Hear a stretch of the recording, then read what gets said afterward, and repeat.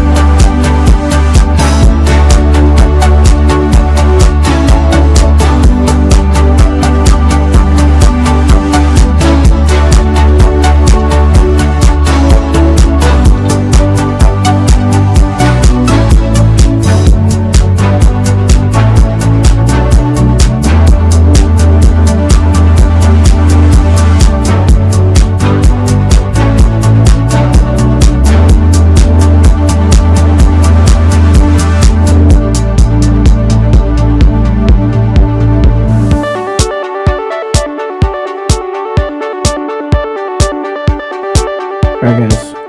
Welcome back to the podcast. So, the crazy part about this is I've recorded this podcast, I think, about 2 or 3 times already for the day. Typically, after I record a podcast twice, I just kind of axe it in total.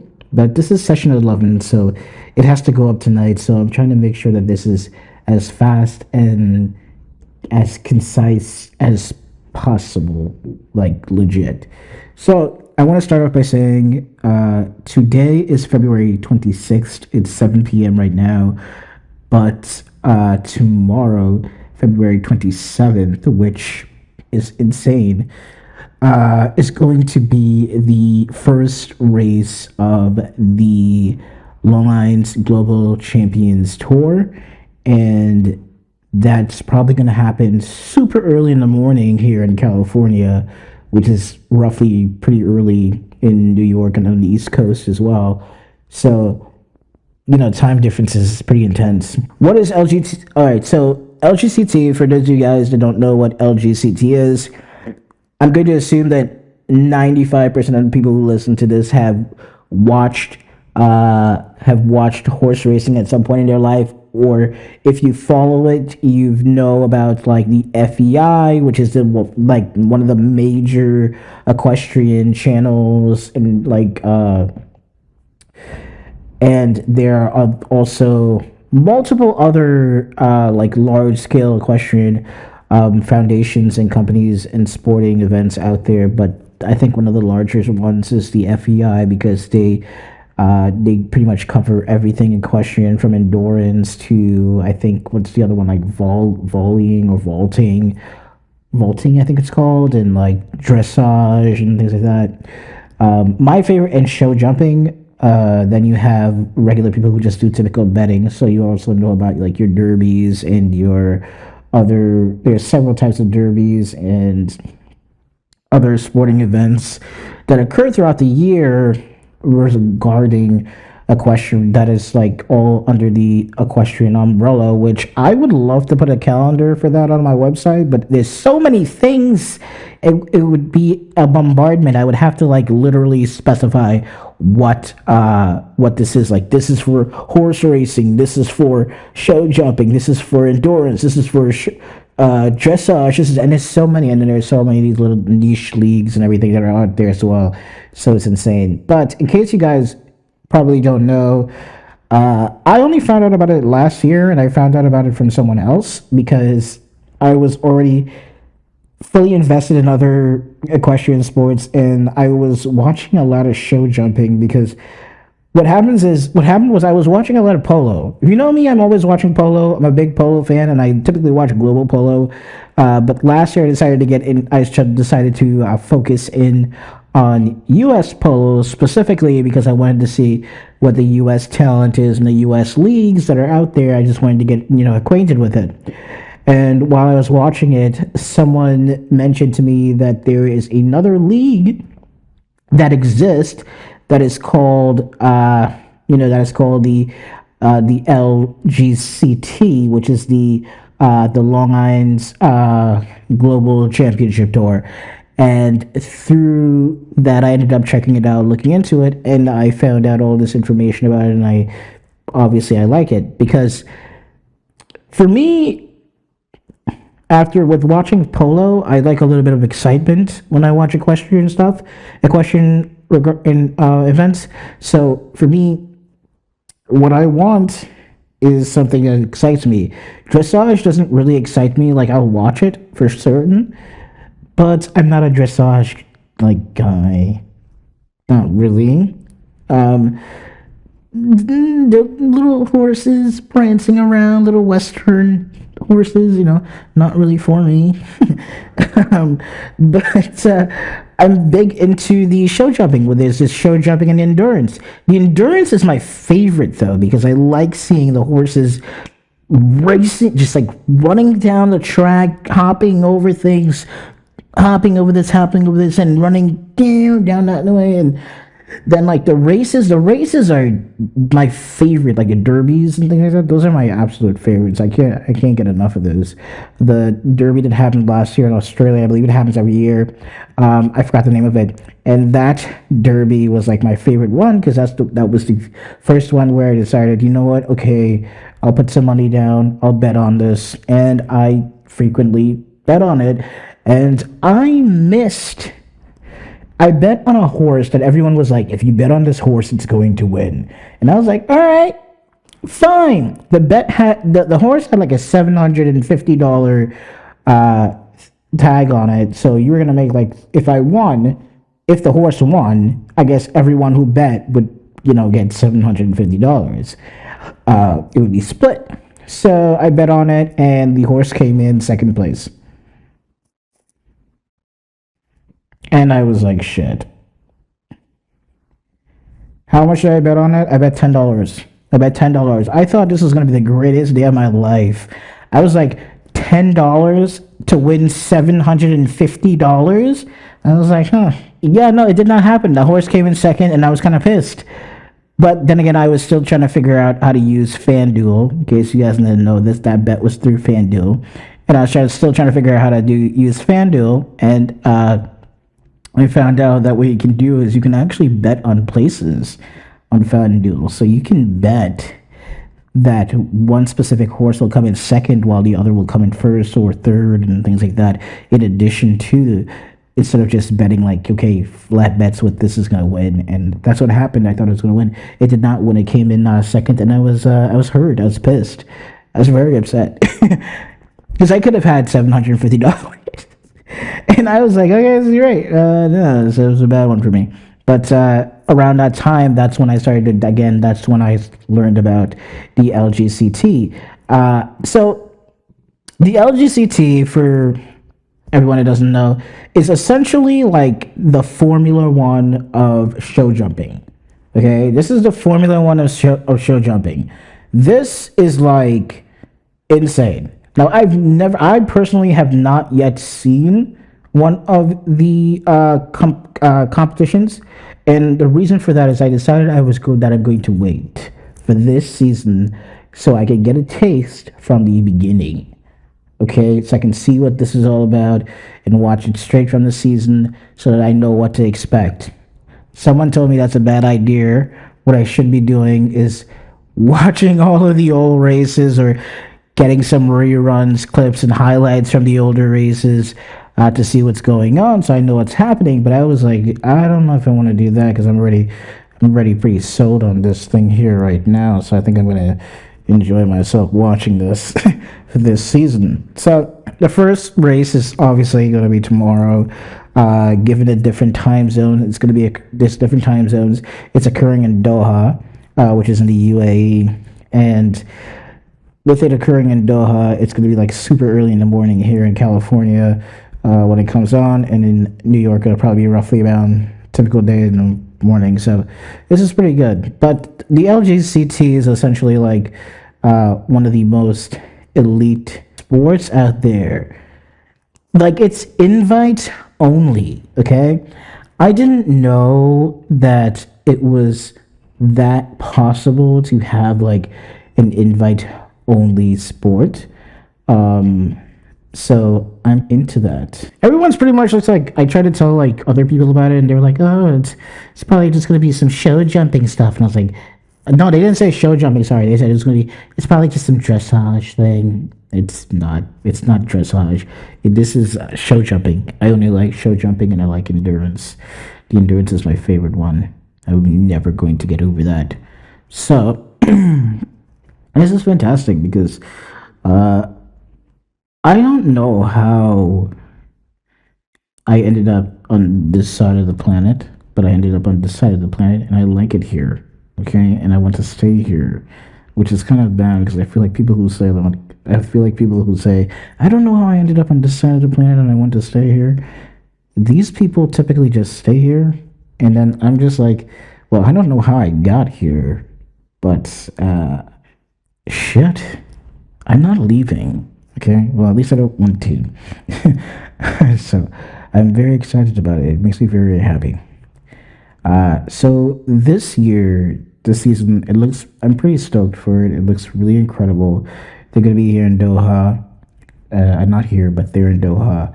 Afterwards, they're gonna be in Mexico City, and then they're gonna be going to several other places before finally coming to New York in September. Apparently, they hadn't been to New York in like I believe 2 years, or there's some kind of story about it not being there for the last 2 years, or maybe it just had like some changes to the location because from the research that I did, apparently they had it in like it existed in New York. They used to do it on Governor's Island, and then they decided that they no longer wanted to do it in Governor's Island on Governor's Island. Sorry, so now it's occurring in New Jersey, which most things for New York happen in New Jersey because it's sort of like annexed to New York, and New York and New Jersey are so connected by like transportation routes because you can just get on a PATH train from 14th Street in Manhattan and take that into New Jersey, or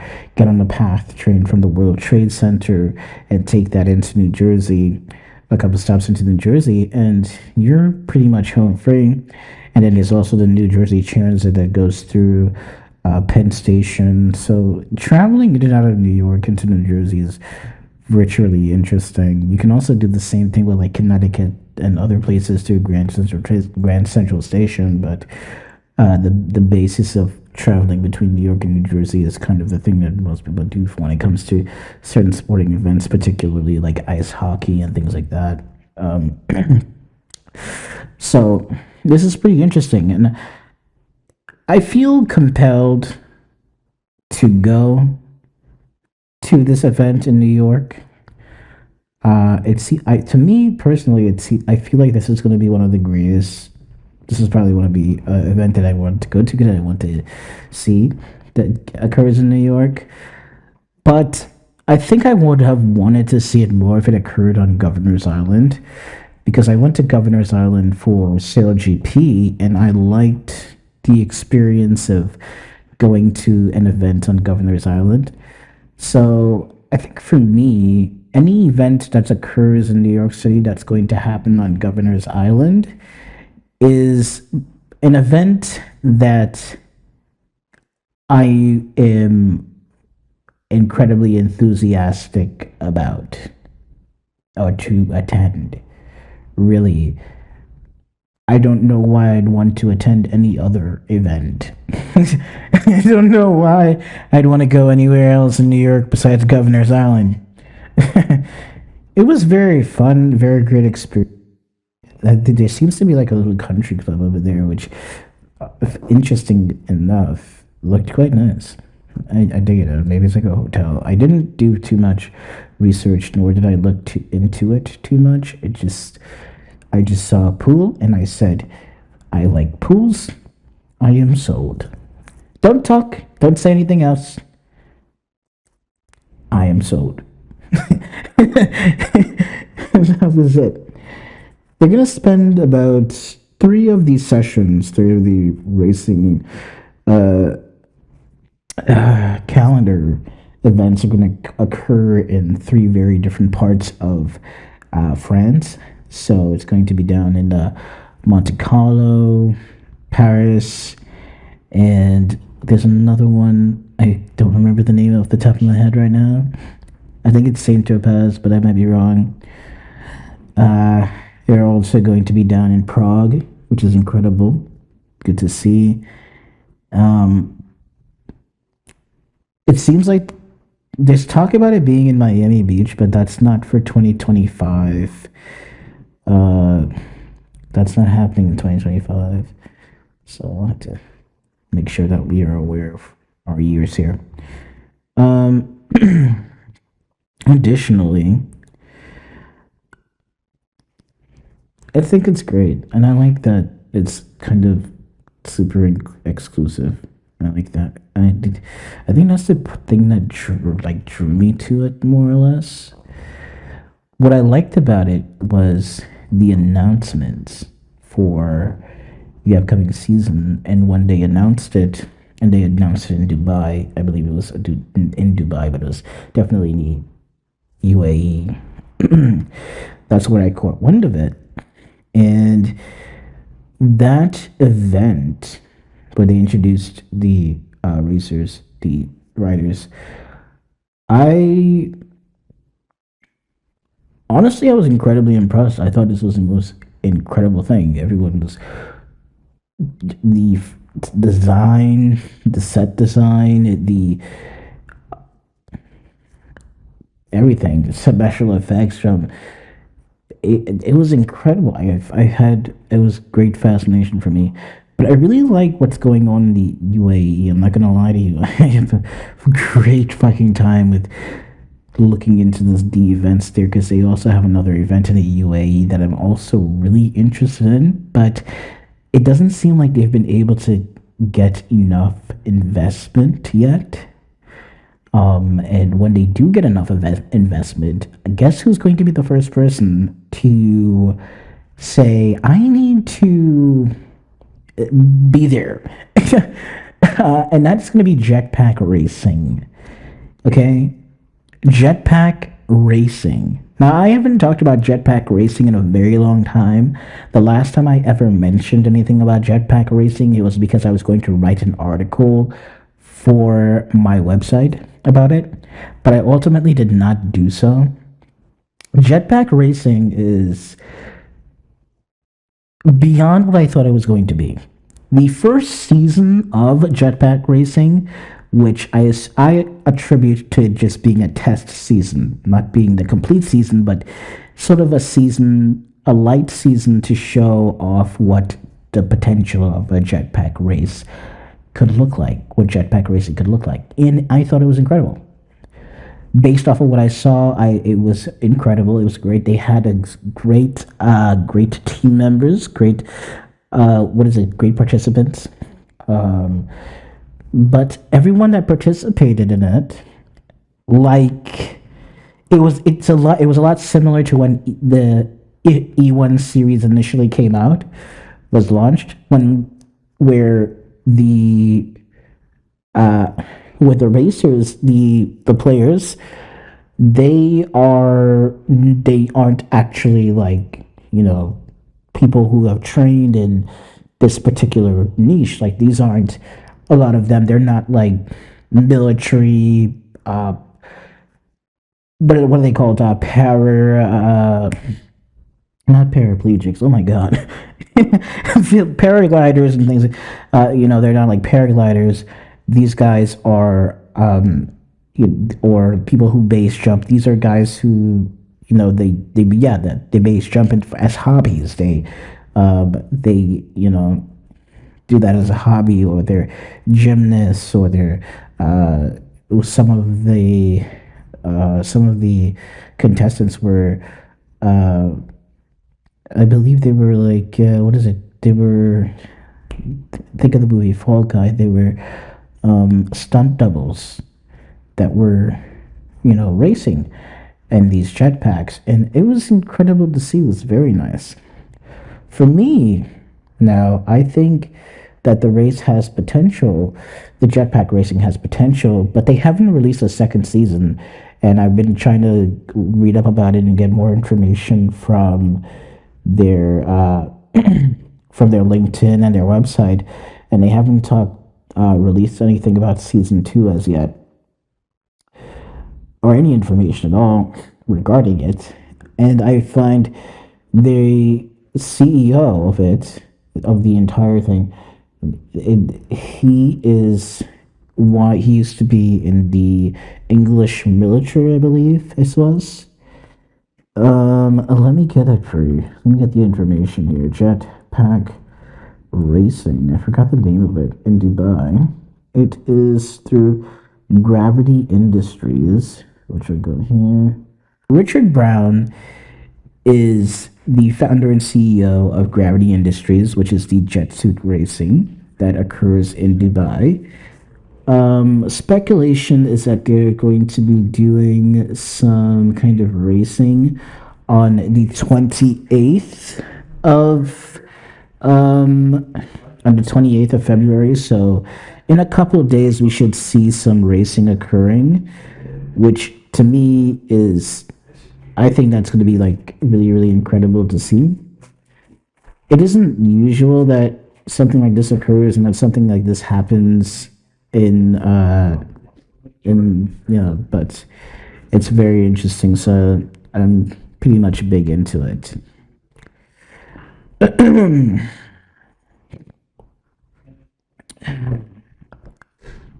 But it's a good thing, and it's new, and they have a lot. Two of the contestants, including Richard Brown. Richard Brown is also a part of the UK military. So there are two. I believe they both did like some naval or air force work in the UK military. Let me double check. Dun, dun, dun. And he also worked. He also did some oil trading work with crude paper trading, and he did some good stuff there.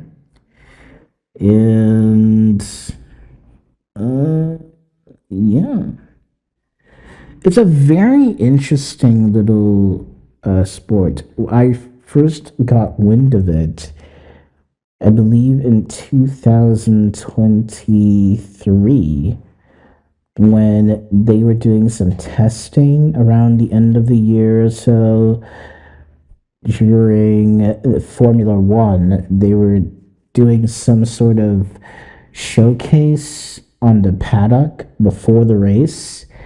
And with that showcase, I believe one of the racers, who I believe his name is, I don't remember his name. The point is, one of the people who was demonstrating, one of the demonstrators ended up having a little crash, ended up crashing. And it seemed like the crash turned off the investors, because the crash literally happened on the track, on like the F1 track. And he took quite a tumble. He fell out of the sky. So I guess it immediately showed the level of danger that was also associated with the sport, with the niche. And as a result, I think that might be why investors have been a little bit, should I hands on, hands off, maybe I should, maybe I shouldn't, with the event. But it seems like it would be a great event, because from what I saw with the first season, I have to admit, if this were to become a well-funded event, one, it would be incredibly groundbreaking. Two, it would be incredibly fantastic. It would be something that I think a lot of professionals would have to be in. So, like, Now, when you look at season 2 of E1, if I'm comparing this to E1, obviously the E1 series, now when you look at E1, there are, you're like, there are now powerboat racers who have transitioned from powerboat racing into E1 racing with this foiling, this incredibly spectacular foiling boat that was created for the E1 series. And now we have professional powerboaters who are racing in this, which is even more, which makes it more authentic. I imagine if Gravity Industries jetpack or jet suit racing, whichever your preference is for name, I fully believe that we will start to see a lot more professionals or former military or people who specifically do base jumping and rock climbing and things like that. More people in those niches will take to the jetpack racing and the jet suit racing. So I think that's going to be interesting because one of the guys that they had racing in the initial first season was a very popular jumper in Dubai, and he's very popular because he himself also took a tumble into the water while he was performing the initial task. So as a result of that, I believe that this is something that we can count on to be an incredible event. But I do believe that the participants will have to be specifically tied to the niche. So there's that as well. So following that, the next topic that I have would be immediately after that would be me discussing the Vivek Ramaswamy governor bid.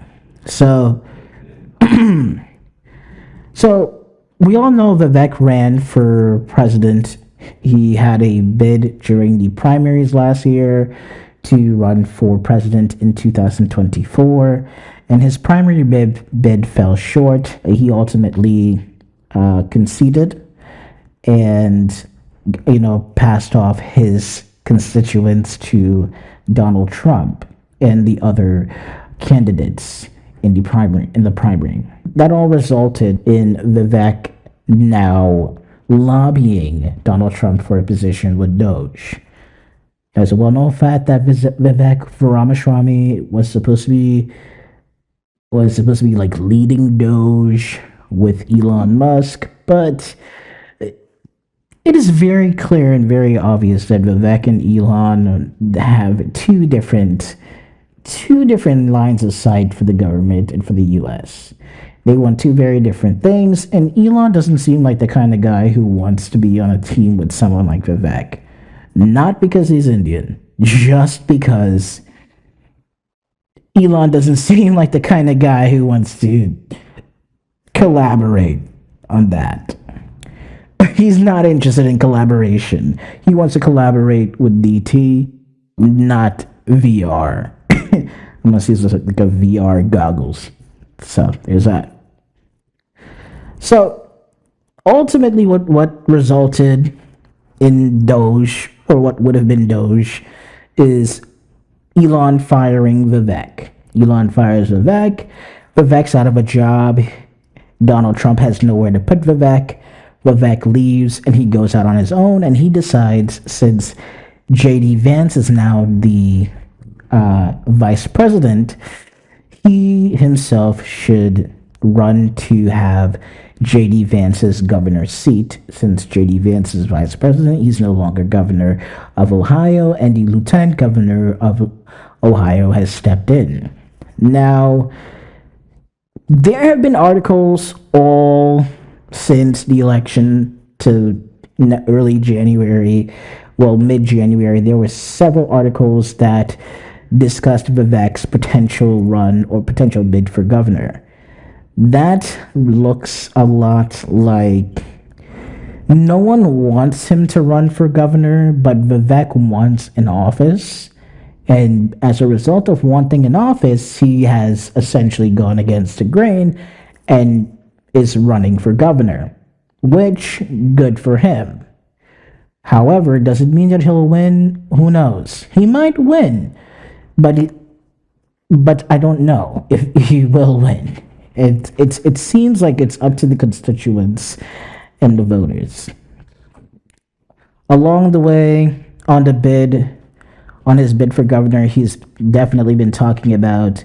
He's had his wife go up on stage. She is an ear, nose, and throat doctor. I forgot the specific name for the specialty. Please forgive me.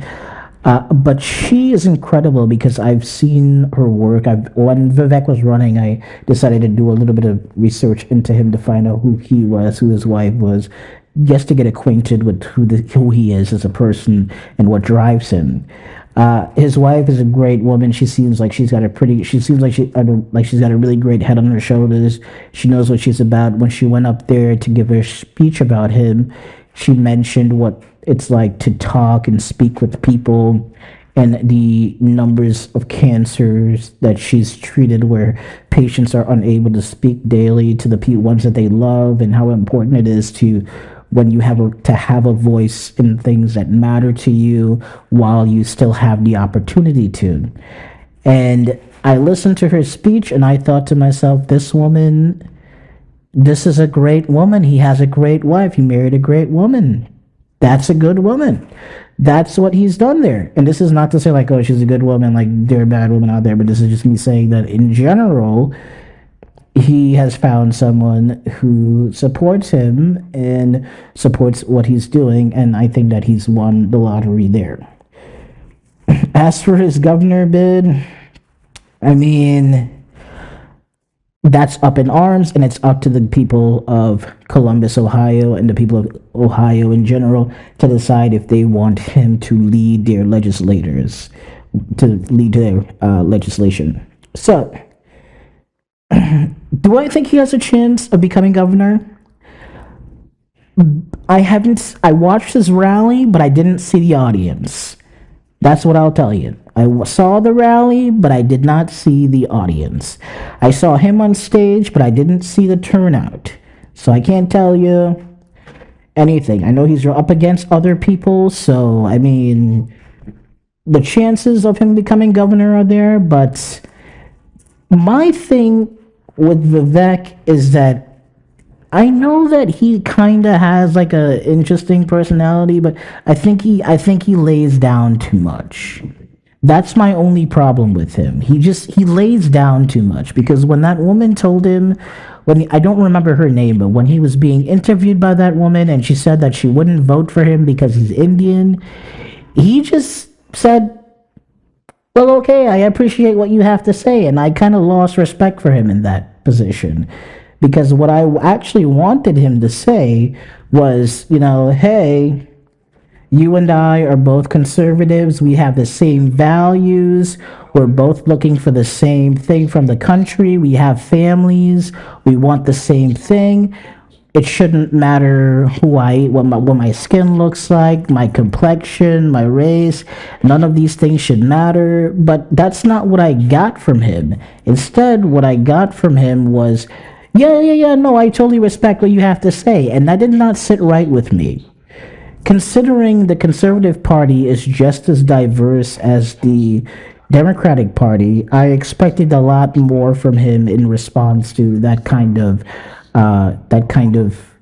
do you call it? That kind of, what am I looking for? That kind of lambast.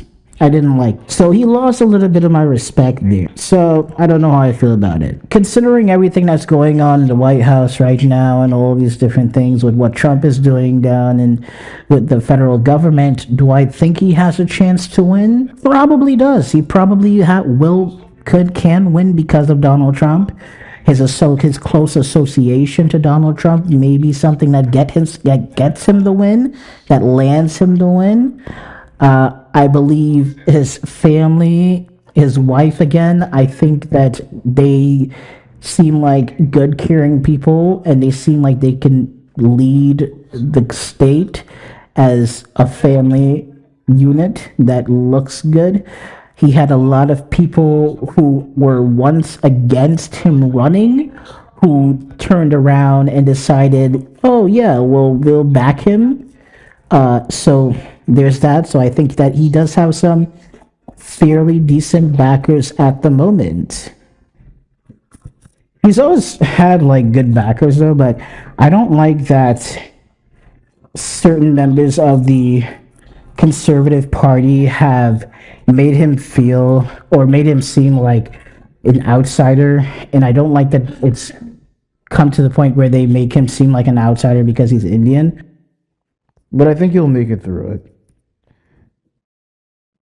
The thing about Vivek is that he's running in a state like Ohio, and when he speaks about Ohio as if it's like this massive economic powerhouse of the U.S., which honestly is not actually true because Ohio, and as a state of itself, doesn't, as a Republican state, doesn't quite put a dent in the U.S. economy like by itself.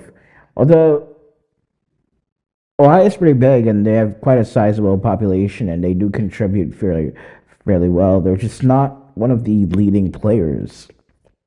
I was at the gym the other day. I was on the treadmill. I was getting my cardio in because I've really been trying to do about a lot more cardio recently, and I picked up this video by this gentleman. He himself is an American, but he lives outside of the country, and he's lived outside of the U.S. for some time now, for a while. I've been following him for quite some time. I started following him during the election cycle, and that's when I kind of got acquainted with and who he is.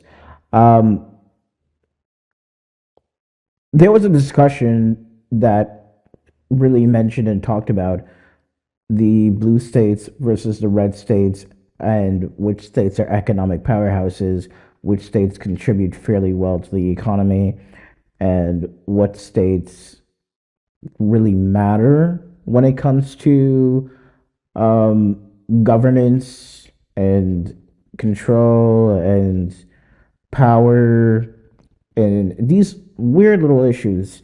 And it fairly brought it to up to my attention that we have Wall Street right now looking to place a branch in Dallas, Texas, which immediately dubs Texas to be a powerhouse state, in my opinion, a very economic state, meaning that if Texas were to stand on its own, with its own governance, it would be able to, uh, without real need from the federal government, the state would be able, or like any kind of intervention in any way, that the state will be able to govern itself quite well and add to the U.S. economy should it remain something like a sovereign state, um, just with its own complete governance. Um, that in Florida, those are the only two states that really, the only two uh, red states that contribute anything significant to the U.S. economy, because the blue states are all contributing the vast majority of economic wealth and economic growth to the country, because you have California, which is a massive state that's predominantly Democratic and predominantly blue. There are several red areas and within the state, but those red areas are really, despite them looking large on a map, they're quite rural areas, meaning the population is so small that it doesn't really affect the overall vote and the overall population of the U.S. It just looks like a bigger issue because of the population being so small and the bulk of that being red. And that's another thing about the map. When it comes down to elections and things like that, a lot of those red states, a lot of them have really small populations. I know what I think it was one of those. I don't remember what state it was, but there are a lot of states that are like they're trying to rebuild their economies and rebuild their metropolitan areas, and they're trying to form little metropolitan areas and put more investment into it so that they can actually add to the U.S. economy quite flatteringly, which they haven't been doing for several years. Um, and I look at when I think about this, I think about attributing what states Wall Street. When you talk about Wall Street, if you go speak to like brokers and hedge funds, people that work there, like, hey, what state would you drop a Wall Street branch in around the U.S.? And the states that they tell you are kind of the states that have been contributing any significant um, impact to the U.S. You would think that New Orleans was doing quite well because of how we talk about New Orleans or New Orleans, how they pronounce it here, but it's actually not doing quite well. Louisiana, the state is Louisiana, not New Orleans. You think that Louisiana as of itself was contributing quite well, but Louisiana itself is actually not contributing a significant amount to the U.S. economy. It contributes, but it's not as large as Texas or Florida. And Florida has a lot of sporting um, over there, but it's a very political state additionally. And we have a lot more stuff going on the East Coast and like New York and Connecticut, those areas over there, they tend to be more blue because of the diversity that's over there. And the redder parts of the state, which are the more rural parts of the state, they tend to seem like, oh, okay, great. These are like Republican and conservative led areas because they're heavily rural, heavily poor, uh, and it's a very low population, so it fills out the map, and you'd assume that it was significantly impacting anything, but it's really not. Because New York City, the metropolitan area, like New York, that those five boroughs by themselves contribute much larger growth to the New York economy than any other part of New York, including further down and further up in like other wealthy areas like Albany or something. Because even in Albany, it's not really like you know Albany's a great area, but I mean, no one's running to Albany, you know? No disrespect to Albany, but I'm just saying we have to take it as, swallow the pill. Um, and then this was something that I immediately attributed to the argument of doctors versus nurses and how doctors are investments while nurses are pretty much expenses. Like nurses and hospital staff, everybody else in the hospital is an expense, but a doctor is an immediate investment because you can bring in like 50 doctors in one specialty like cardiothoracics or another specific specialty like neurosurgery and or plastic surgery as an example. And you can have plastic surgeons that specialize in specific forms of plastic surgery who do more oral plastic surgery or more facial plastic surgery, or you can have general surgeons who specialize in specific forms of surgery, or you can have general surgeons who do all surgeries. So you can have a general surgeon who is just like they do hand surgery. Many times, plastic surgeons will also do things like hand surgeries because those are similar to other forms of surgeries that require little intricacies, where they need to have like smaller and be able to look into more in-depth things. So those people, so orthopedic surgeons and plastic surgeons sometimes they would or general surgeons will sometimes double specialize or in a essentially double focus into doing like hand surgeries and their initial surgery residency. So they'll do that, and those people exist, that exist, and because as a result of something like that, what you have is something that is invaluable because it's worth something. So they need them because when patients come into the hospital, they want to see someone who can fix them and repair them or change something about them, or someone who could go in there and say, "Oh, what's going on? Let me, let's see what I can do these different things." And and so they serve that purpose. They have actual purpose at the hospital. It's very much that they're necessary. The problem with that, however, is that it dubs nurses and other hospital staffs who are also very essential to the care of patients. They're immediately dubbed as being expenses, and they're an expense because of how they're paid. I mean, for one surgeon, you need like two nurses minimum. For one surgeon in any specialty, you need a minimum of two nurses because you need someone there during the day and then you need someone there during the night. Okay? For one surgeon, you need two nurses.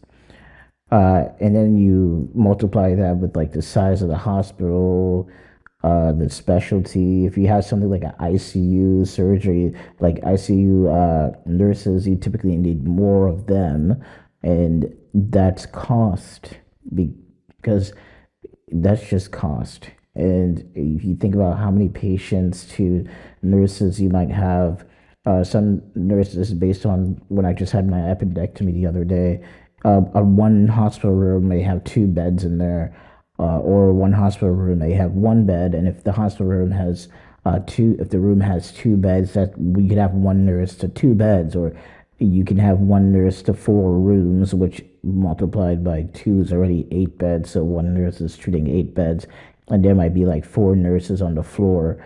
And then in another wing, there's another four, and then you still have your triage nurses that focus on one specific thing. And then you have your NPs who are basically like your doctor's right hand.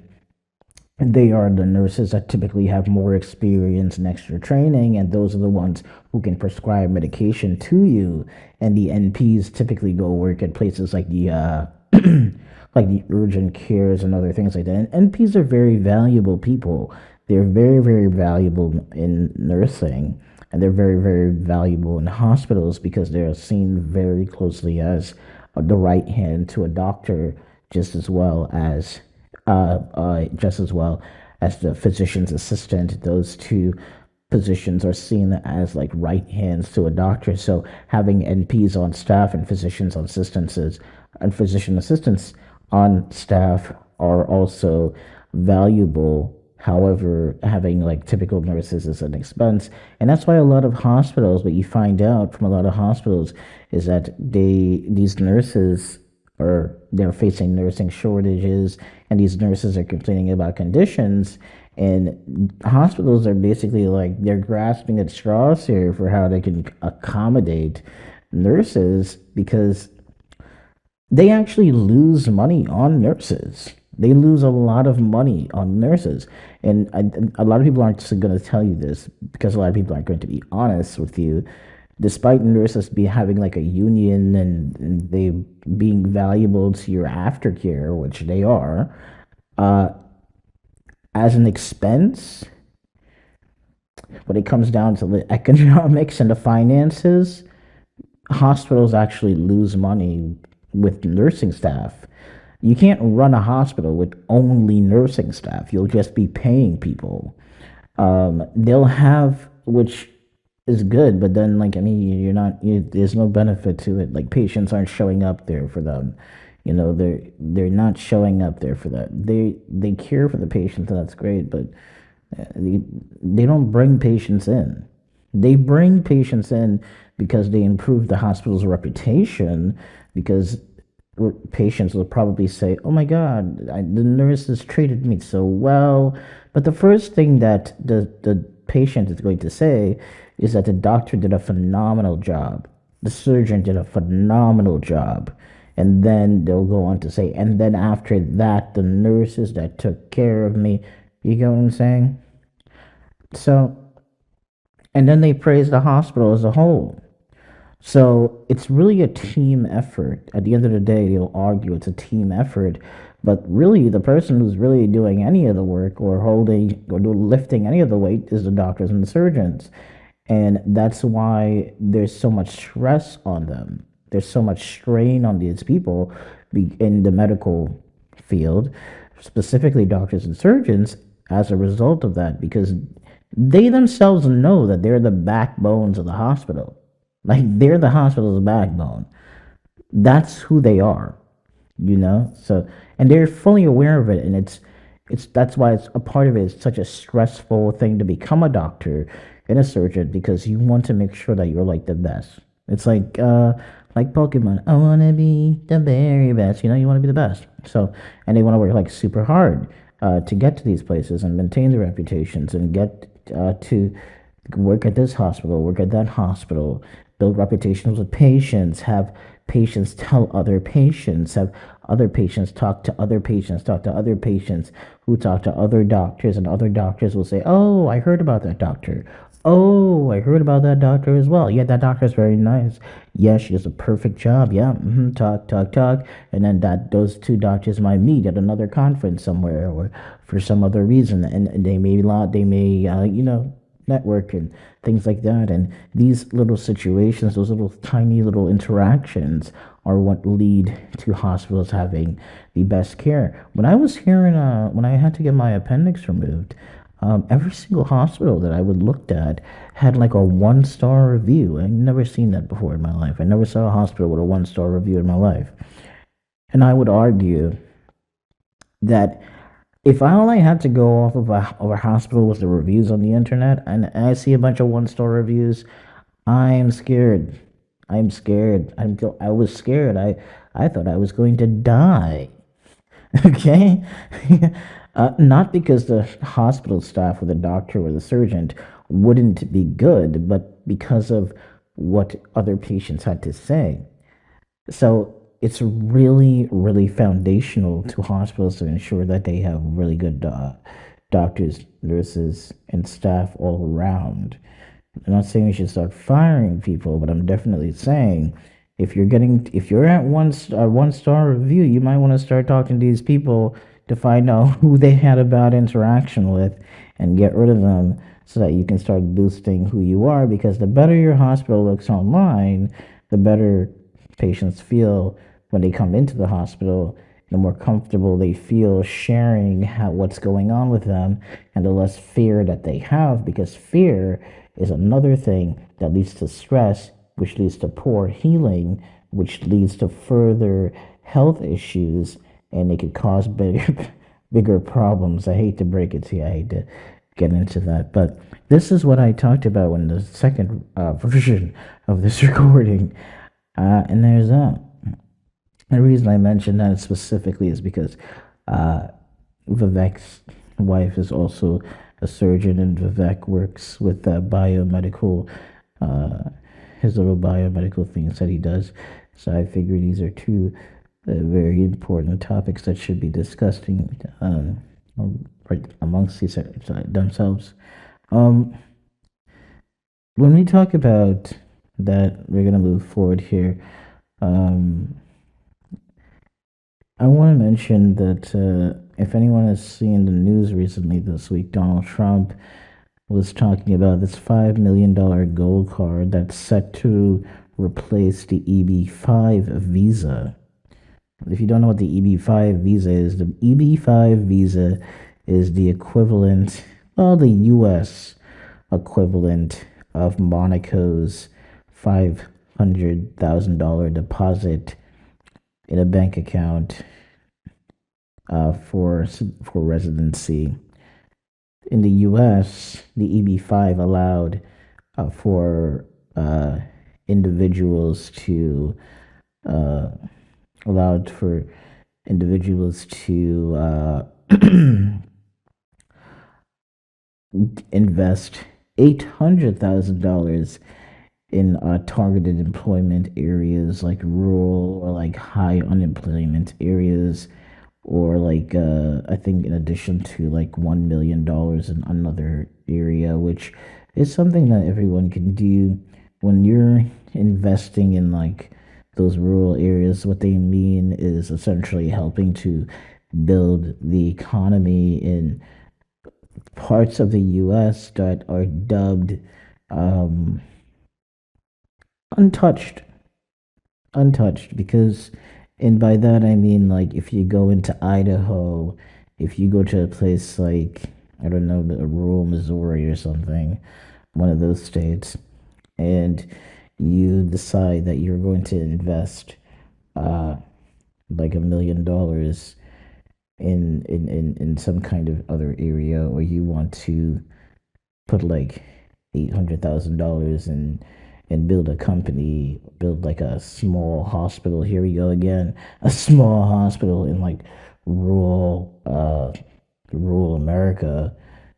These are things that will lead to like better outcomes for you in getting citizenship here in the U.S. It's particularly interesting to think about. Honestly, I think it's quite niche topic, but a lot of investors and foreigners that come into the U.S., more specifically, foreign entrepreneurs and wealthy people or wealthy youth who are interested in uh, entrepreneurial opportunities here in the U.S., these people, they're not really interested in investing in these rural areas in the way in which we would like them. Many of them are more interested in jumping into those big open seas like New York and California. And as a, in doing that, they they don't really want to be in the middle of Idaho or the middle of rural area in Kentucky, North Dakota, or North Carolina, or Maine. Well, Maine's a great state, and Maine's up north. Um, Wyoming. Uh, I can't think about the states right now. I think, and then that's the next thing as well. I feel like that investment would be fantastic for any of the states I can't think about right now. Um, and it's really important. But this kind of, this is going to be replaced.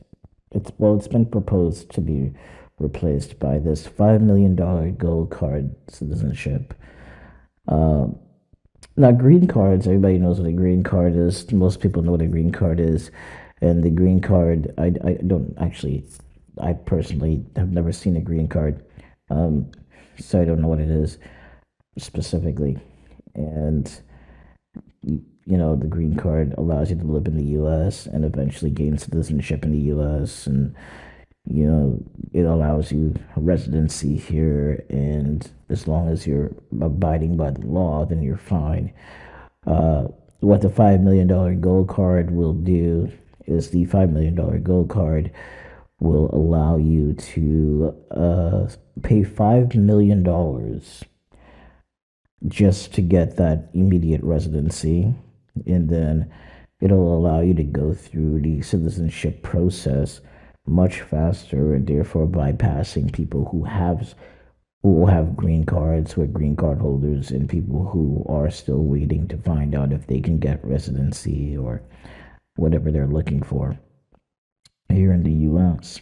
And mm, and it's great, but this little thing is it's quite niche, and I would argue that the implementation of it may have a global effect. And the reason why I say a global effect because it makes the U.S. look more luxurious, meaning it will not only attract more wealthy people to the U.S. Uh, I think the problem is that it should still enact this vision of uh, adding to the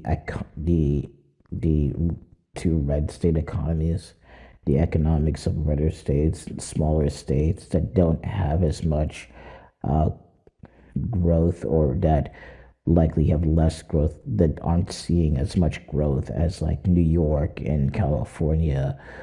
So having someone say, "Yeah, okay, I'll come over to the U.S. I'll spend $5 million," and then saying, "Okay, great. Will can you do some kind of work in like Minnesota, or or Wyoming, or in Arizona, or just one of these other states, North Carolina, South Carolina, North Dakota, Arkansas, where you go down to Arkansas and start, put your business in Arkansas.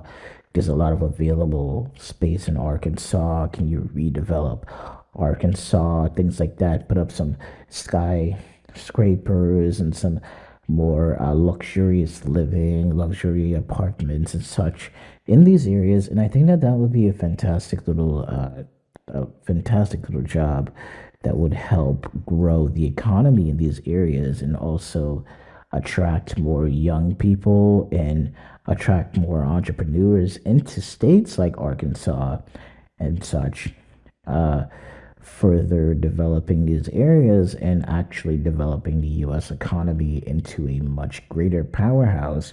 And you could potentially see things like a wall a Wall Street branch pop up in Nevada. Okay, Wall Street's the Nasdaq or the other one. Can't think of things right now. They'll just say, well, why don't we drop a little branch here in Lincoln, Nebraska or something to bring up the to further help develop the economic and entrepreneurial growth in this area. And this is what I think we need. I think that in the US that a lot of entrepreneurs they go to these states like New York and California because they have these reputations of being these fantastic states that are incredibly diverse and that are well liked where you're going to find different foods from different cultures as soon as you walk out the door or around the area. You don't have to drive too far to be accommodated from whatever country you're from. And if you take that kind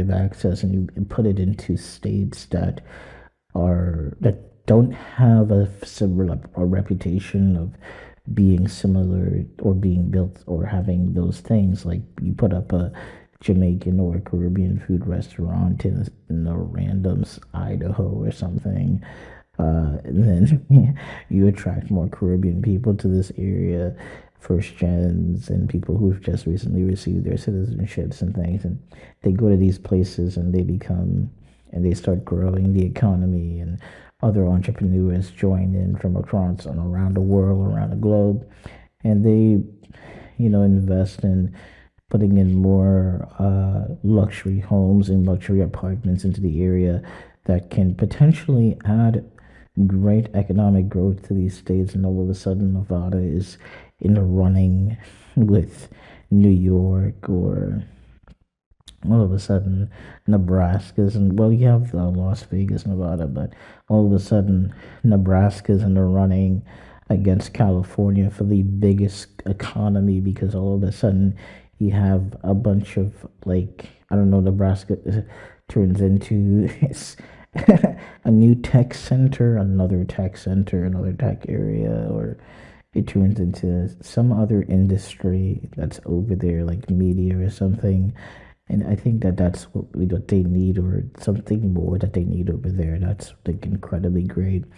And these things are really, in my opinion, they're very, very important to the economic growth of the country all around. Because if every single state in the US starts to contribute equally billions of dollars, or, you know,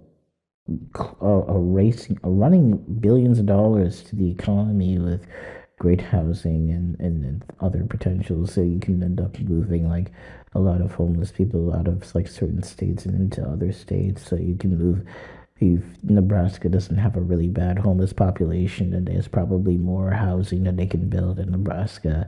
You can move people out of like Los Angeles and New York and put them into other states like Maine and these Rhode Island and North Dakota, and then you can also build up the economy and put in more city streets, more metropolitan, more trains, more buses, more transit services, and even implement like a train station like a subway over there. There probably is a subway. I've never been to Nebraska, so I don't know. And when these things start growing and they start building and they build very, very quickly, very, very fast, and you bring in these people, you give them jobs and give them more money, and they contribute well to the society as a whole, and you end up growing this little state. And I think that in some way that's a little bit of what we should be doing. It also allows more people to vote in those states and could potentially flip a red state blue, which I know a lot of people are probably just like, oh my God, no, but there is some upside to it, which is really, really good to me. Having a larger population means they contribute more to the electoral vote, they contribute more to the House of Representatives, more senators, things like that. And then we have a much better looking cast of people who represent the United States politically, uh, financially, economically, um, in a very interesting way. So, with this $5 million gold card citizenship, I do hope that it leads to fantastic economic possibilities for states that are not seeing as much competitive growth with states like New York and California. If we can get all these other states to compete well with New York, California, Florida, and Texas, then I think we'll do well as a country. If every state in the US was operating in such a way where they were all contributing equally, where some little kid in like Africa, not some part of Africa, South Africa, could wake up tomorrow morning and say, I want to go live in Nebraska, you know? Wake up and say, oh my God, you know what? I think I want to go live in Idaho. I want to live in Idaho. And I think that that's what we want. Yes, I think that's what we want as a country, but despite wanting it, we're not ready to admit, we're not really admitting to it just yet because we aren't really talking about states like Idaho and Montana daily. We're talking about like New York and California, where we talk about business, and Dallas and Florida, when we talk about vacations and all these different things. So it would be a great opportunity if we can use this in that way. But the other issue is having these states themselves become more attractive to young entrepreneurs across the globe and here at home nationally. Having the states become more attractive to everyone is what we need, like Alabama, Georgia becoming more attractive is what specifically what we need to help uh, push the country forward. And I believe that if we are able to do that, frankly, I don't see any way that we could, I don't see how we could possibly ever default on a debt. The idea of raising the debt ceiling would be kind of ridiculous because there would be no need to even be in debt at all because if every state is contributing appropriately, there's no need for that, right? So these things are very interesting to me, but um, this is I think this is fantastic. I do question if it will be as attractive as the Monaco one, if we'll start seeing people from around the globe, like Germany, etc., coming to the U.S. and saying, "I must get this $5 million U.S. citizenship," and then they purchase it, and all of a sudden they're pulling up to the what is it, the Carlton Hotel, um, Ritz Carlton, when they're like McLarens and their fancy Porsches and their beautiful little luxurious cars with a leather and the nice little chrome, quite nice little beautiful paint colors on them, and saying, yeah, well, this is the place to be at the yacht club. This is fantastic, isn't it? This is what we want, don't we? I know. Uh, but there are plenty of other states across the globe that just in case everyone's wondering, because everybody on TikTok was having a meltdown about this. There are plenty of other states across the globe that offer a similar option, a similar path to citizenship, whether it be starting off with residency or not, because what you want, typically, well, really what you want is a lot of countries want you to invest in their economy, and America is no different than places like countries like St. Kitts and Monaco, Portugal, the UAE. These are countries that want you to come in, foreigners, and invest money, open a bank account, buy real estate, buy an apartment, buy a home, apply for residency, add to our economy. We know that you're out there. Just add to our economy and say that you want to see us grow. And there's a lot of potential there. Even places like in the Caribbean islands that aren't even listed, that nobody really knows about yet, that exist, like in the Caribbean, like Trinidad and Tobago. You might want to move down there and buy some real estate and start a business and add money to the economy to help further grow it. And these are things that are fantastic to do. Purchasing passports and starting hiring locals and bringing in Americans to teach or educate the people in the country, like those who leave the U.S. and go to other countries like China or Japan or such, to learn and to teach English, and those who come to the U.S. to teach their language to us, and those who go to other countries to learn their language and then come back here to the U.S. and teach it to us. There are opportunities for this everywhere across the globe, and I think that there's a little bit of ignorance that's floating around social media, more specifically TikTok, in regards to it, and it's very evident, and it makes me it's a little bit unsettling for me. So there's that. Um, I guess the question is, the problem with it is that when Donald Trump was interviewed, when a woman from the press asked him if this would inherently attract, or if this is a way of, if this was essentially, I don't remember the words that she said verbatim, but it was about whether, attracting oligarchs into the U.S. And he was talking about, well, yes, this could potentially attract more oligarchs into the U.S. and how, the U.S. economy, how, oligarchs, they have a lot more money, but they don't have as much money as they used to. And I immediately thought to myself, well, yeah, of course they don't have as much money as they used to.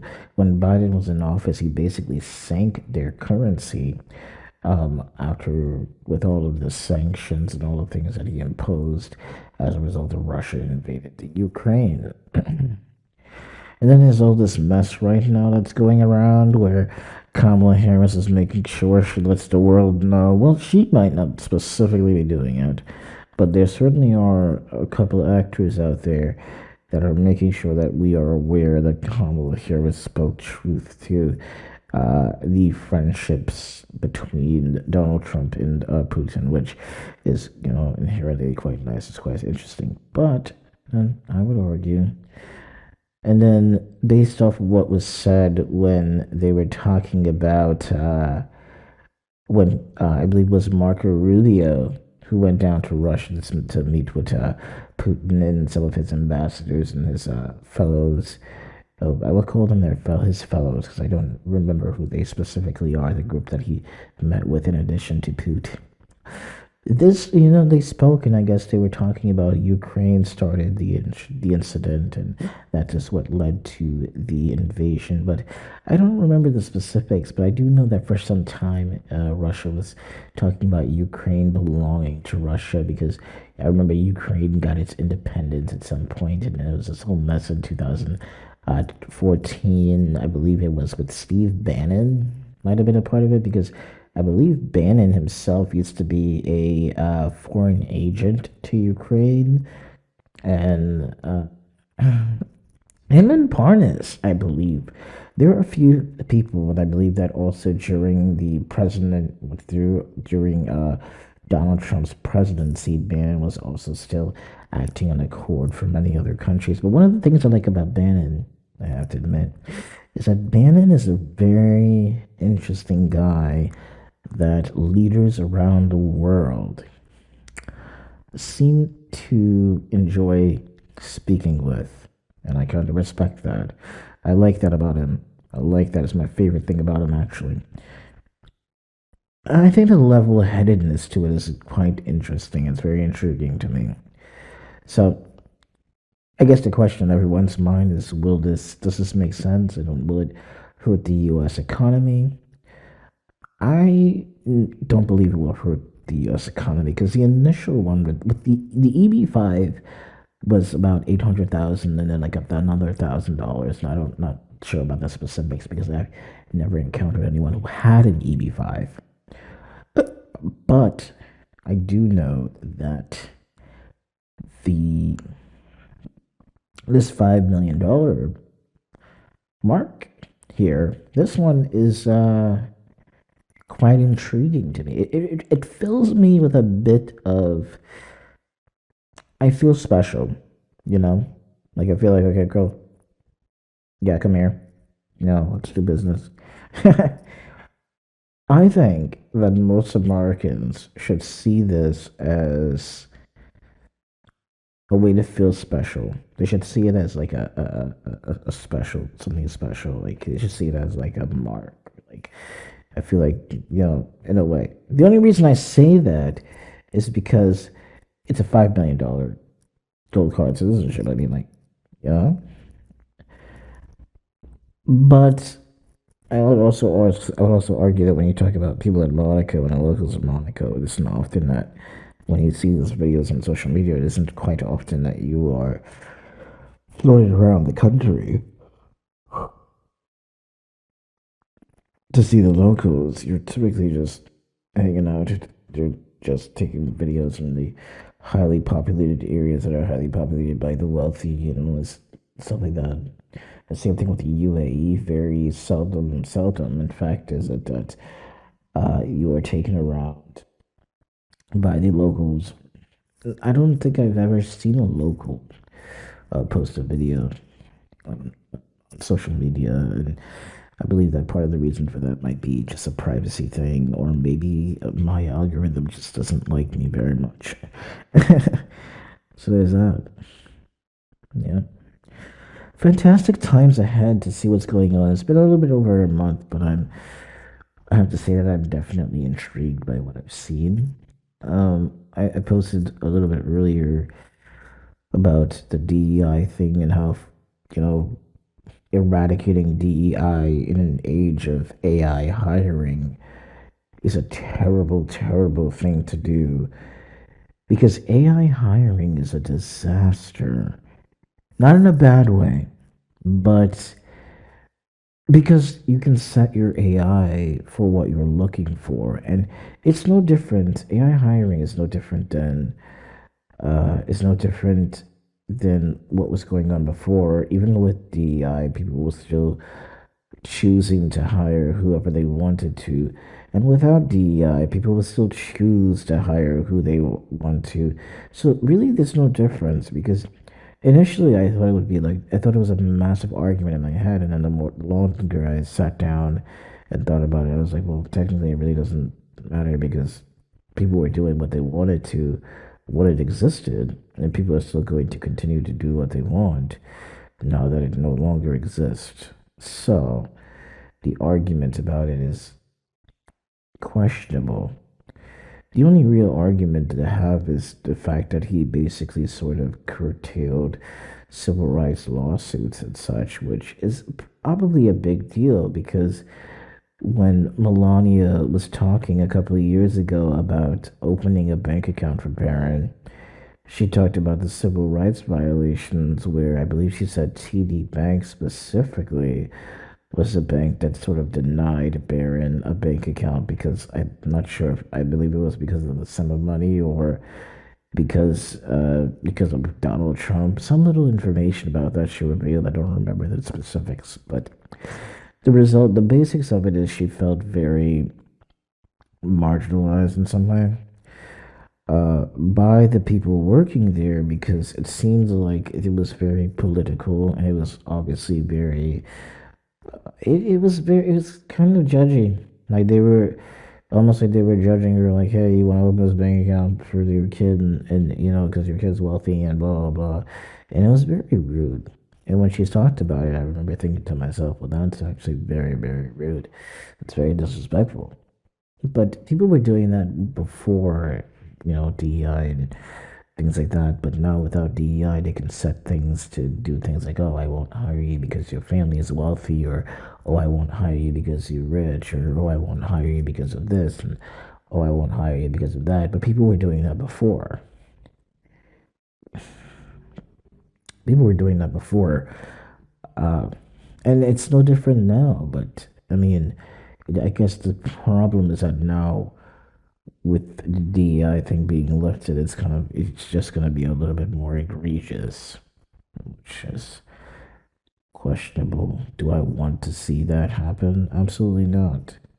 But with the addition of AI hiring and it hiring people based off of merit and skills and the different tasks that they have completed and what they've done, their portfolios and things like that, it's going to be a lot more difficult because then the people who have not yet been able to build their portfolios for certain design jobs, and they'll be a lot less likely to be hired as opposed to someone who already has a great portfolio and things like that. But another part of the issue is that a lot of people who work with design also seem to completely fail to realize that building a portfolio for design doesn't specifically need an internship or any kind of job. You just need to you can create content about your work, and that acts as a portfolio to get your work out there. And so people know that you're fully capable of creating the work that you would like to create and creating the art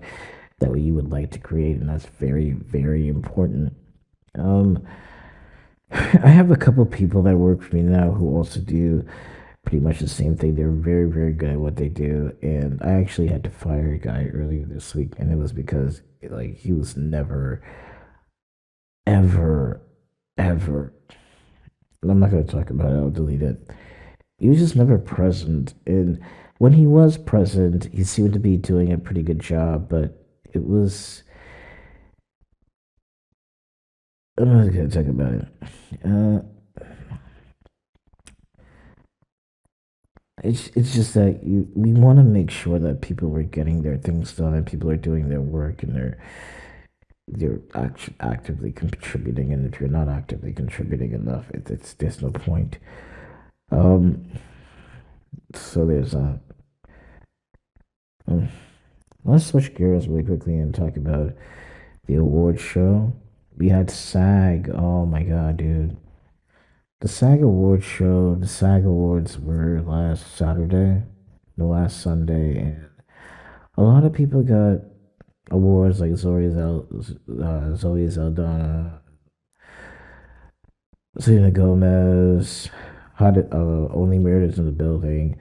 Their cast, I believe they got an ensemble award, and they also had like another award with Michael Short. Um, you also had Quinta Brunson presented an award. She presented that award to Only Murders in the Building. There was Conclave got an award. Fall Guy got an award. This is the Screen Actors Guild. A lot of people got awards. Jane Fonda got an award, and I thought it was fantastic because I've never seen any of Jane Fonda's early work. So when they were showing like the reruns, the clips, the little montage of the work that she's done over the years, I was kind of fascinated by it because I was like, oh, Jane Fonda, nice, okay. Because you're easy on the eyes there, darling. she she looks like she's done some incredible work throughout her entire career, and I'm actually kind of interested in seeing and watching all of it. So I figured there should be a Jane Fonda day, like a Fonda, or like just a week of just watching all Jane Fonda movies. I think that would be a fantastic little thing to do.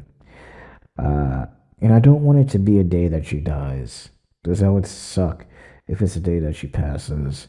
I want it to be before she passes so that herself can participate and partake in it and say, "Oh my God, I remember when I did this movie," and something like that. Or maybe someone should do like a little interview of her before she passes because this is so messed up. And we know that she's getting older, she's getting up there.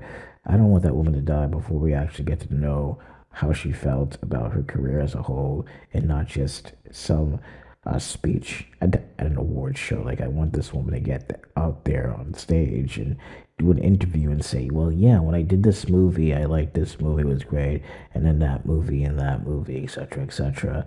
And you get to watch all the movies that she did because we call it like a Fonda week. Fonda week. And just watch it. Maybe like one of the streaming services like Amazon or maybe Netflix or Hulu even could just do a little thing. Just not specifically for her, but for a lot of actors in general, more specifically a lot of actors and actresses that are getting up there in age. We want what I think it's really important to make sure that these people know that they are appreciated while they're here, and that we don't wait until they pass to shed light on their work. So giving them a little appreciation, like saying, "Oh, why don't we watch every movie uh, that Spielberg has been in?" Oh, that'll be fantastic. I remember one time I watched every movie that watched every single movie that David Lynch made. Uh, Down to Blue Velvet. I think Blue Velvet was an interesting movie for me because I was in the middle of writing my book and I felt like I should watch Blue Velvet, and I watched it and I had a fantastic time with it. It was really good. But Blue Velvet was a heck of a movie.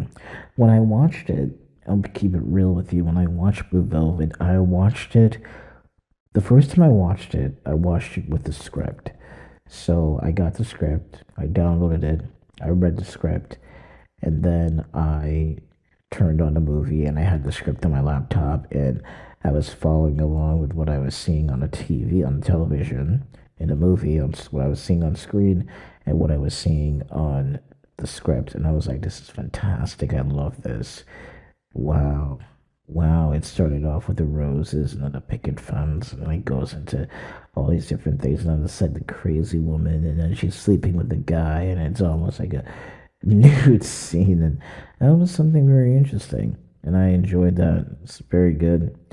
And you had the what's his name, Adelson, the clown song, some clown snuck into my room, creeped into the night, just to take go to sleep, it'll be something like that. And that was something that I watched and I kept up with as I was watching it. I thought it was a fantastic little movie to see. So these are people that I think that we should be appreciating their work while they're here. And not doing it. Do I think anyone got robbed in the SAG? No, I don't. I actually don't. I feel like all the movies that like Demi Moore got an award for The Substance. Every person that got an award during the SAG Awards, I believe, deserved an award. Everyone, because The Substance, well, that was a movie. The Substance was an intense movie. You cannot deny that. That movie was. I remember watching it, and when she injected the thing, and then she just like her back, she looked like she was turning into the alien from, and it was like the and it was like all crooked and stuff, and then the guy, she was in the back alley, and I was like, oh my god. And then all of a sudden, this girl just comes out of nowhere and she just tears through her spine. It comes out of like her back, and she's like, ah. And she's like super young, super hot, and she's like, and she was pissed with her for eating because every time she came back to reality, because she got fired from her job in the beginning of it, and every time she came back after the couple of days were off, every time she came back, she would just be pissed off by all the success that little substance, whatever alien, uh, some kind of diseased twin. uh, the success that she was having in her career, and because of that, she just like started eating like a bunch of shit, and I apologize for the profanity. It's just eating garbage, and it was just terrible. And then the younger one would get pissed off every time she came back because the house would be a mess. It'd be disgusting. And then she started dating this guy on the bike, and then they started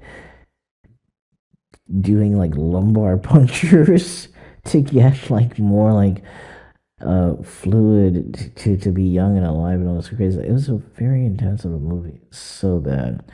And then I started to think to myself, oh my god, that must be what it's like when you have kids. Oh man, I think I could wait a couple more, maybe like 10 more years. And so I think that's pretty. It was a good movie. Demi Moore did very well in that movie. It was a great one. And then when she started like having like parts of her body get all crazy, I know hair and makeup deserved an hair and makeup for that movie for the Oscars. That movie better do well.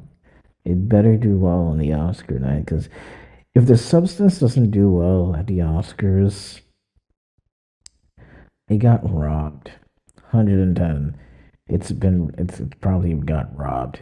For the substance, not receiving an Oscar is a robbery. Trust me. Oh man. But and then you had they thanked the firefighters as well, and then Fran Drescher gave a little speech. And every time Fran Drescher speaks, I'm immediately brought back to the nanny, watching her as a kid on the nanny. Mr. Sheffield. I can never get sick of that. Mr. Sheffield. Oh, Miles. I love that. Fran Drescher, good for her. When I found out that she was the one in heading SAG, I was like, oh my god, this piece, okay. I like her. She's a great one there. There were no really big viral moments. I think the viral moment was, if I'm being honest, was when we had the actress talking about what it was like when they started their careers. You had, I forgot her name. She is Judith. I forgot her name, and she was talking about ooh, I forgot your name because I'm really bad with names. Okay. She was talking about how she snuck into her brother's audition, and then I guess her son was there, and her son was like, "Wait, who's Alexander?" She's like, "My brother Alexander," and he was like, "Who's Alexander?" And you got the other one. I also don't remember her name as well. Oh my god. And she was talking about crying in a Del Taco, and I was like, "Well, I had Del Taco one time. I did. I had Del Taco when I first came to Los Angeles. I was like, I have to have Del Taco. I had like no money, and I was like, I was with one of my coworkers, and I was like, you gotta take me to Del Taco. I gotta try this Del Taco." And he was like, "All right." Del Taco wasn't like a big deal, but it was a big deal for me, and I found it fantastic, and I loved it. It was great. So there's that. That was good.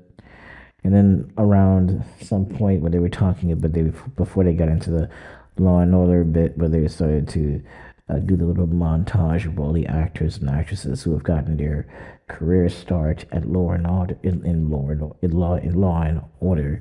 By the way, everyone who has ever appeared in Law and Order has ultimately come to have like a fantastic career, great career, just so that we are aware. Not like, and everyone hasn't had like a perfect career, but I mean they've had some great gigs, and they're more than likely to have better gigs the further and the longer they go on within their career.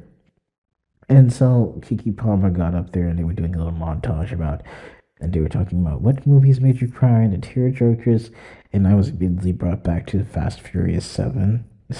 I'm not sure if it's seven, but it might have been Fast and Furious seven with Paul Walker's last ride when he died. I don't remember if everybody remembers this, but Paul Walker died during the filming of Fast and Furious 7, and it was so bad because they didn't get to finish shooting the movie. So they brought on his brother who has a similar facial structure, like similar facial features, but he had like a wider face, and Paul had like a slender face, and so they brought in his brother to um they brought in his brother and they used like CGI and VFX to modify his brother's face so they could finish off the movie. But even at the end of the movie, you could still see little traces of his brother's face. It wasn't like it wasn't the perfect CGI. Like I feel like they expected something better, but it wasn't enough. It almost looked like a younger version of him. And Vin Diesel was pretty basically just like, oh my god. It was like, I don't remember what he said. It was like, all right, goodbye. And then they went through the little fork in the road, and I cried. Not be when as soon as Charlie Puth and Wiz Khalifa started, I was just like, oh, I didn't like bawl my eyes out, but I shed a tear because the movie really messed me up, man. Because I knew he died, and he died in a Porsche accident with his friend. He was driving a Porsche with his friend. It was very James Dean. It was a very very James Dean moment, and for him, and he it was crazy. I mean, the movie itself had so many near misses in depth for his character. His character had so many near death scenes within that movie. It was scary to me how many near death scenes were in that movie. Because when the bus went over the edge, that's when I lost it. As soon as I saw the bus go over the edge and I thought he was gonna die, I was like, no. I thought he was gonna die. I was like, no, Paul. I didn't even say his name, his character name. I was like, Paul. And I thought he was dead. And I was like, oh shit. And then all these other parts of that movie that were so near missed, not only for him, but for the other characters as well in the movie. And it really messed with me because like I knew he was dead, and then I see all these near dead parts, and I thought I was gonna watch him die, even though I knew he died in a car accident. And for some reason, it was a tearjerker for me. I was just like, no, I can't believe it. This is messed up, and I cried at the end of it because I feel like it hit a nerve. And I posted that on social media. It was like, well, yeah, I cried, at the end of, the Fast and Furious movie when Paul Walker died. And, everyone was like, what?